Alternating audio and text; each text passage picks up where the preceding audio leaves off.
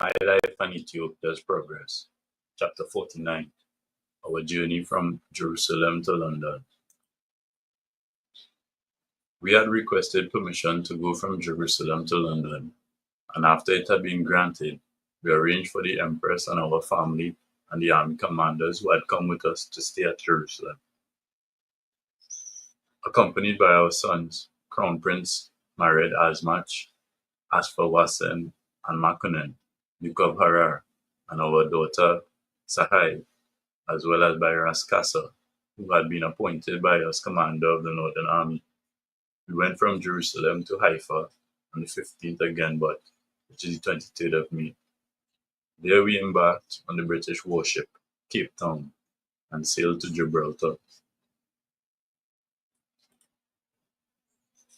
At Gibraltar, we transferred to a passenger ship of the Orient Line, disembarked at the British seaport in Southampton, and from there we travelled by train to London. At the railway station in London, the British public gave us great welcome, and we then departed for the accommodation which had been prepared for us. The people assembled there demonstrated to us their participation in our grief, and we admired the tenderness and kindness of the British people. A few days later, we went to a meeting at which many people were assembled, and our daughter Sahai did the same at a crowded assembly of women.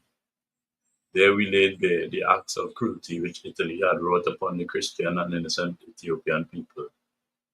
When we now expounded to them in our own words the story of our tribulations, of which they had hitherto heard through news bulletins only, the British people, who do not love violence but seek true justice, all manifested to us their sympathy in our sadness. We had, of course, informed the League of Nations of the aggression carried out by Italy against Ethiopia, and we had accepted the conciliation proposal which the League, after due deliberation, had submitted, while Italy had persisted in her refusal to accept these, had crossed the borders and launched the attack. As laid down in Article 16 of the League of Covenant, sanctions had been applied against Italy, but after the sanction had continued for about 10 months, the matter was raised in the British Parliament. They debated the problem for a number of days, arguing that, although sanctions had been applied against Italy, the latter had merely gone on intensifying her aggressive action against Ethiopia, who had not obtained any benefit from those sanctions. It would therefore be better to stop them rather than allow them to impede international trade in vain.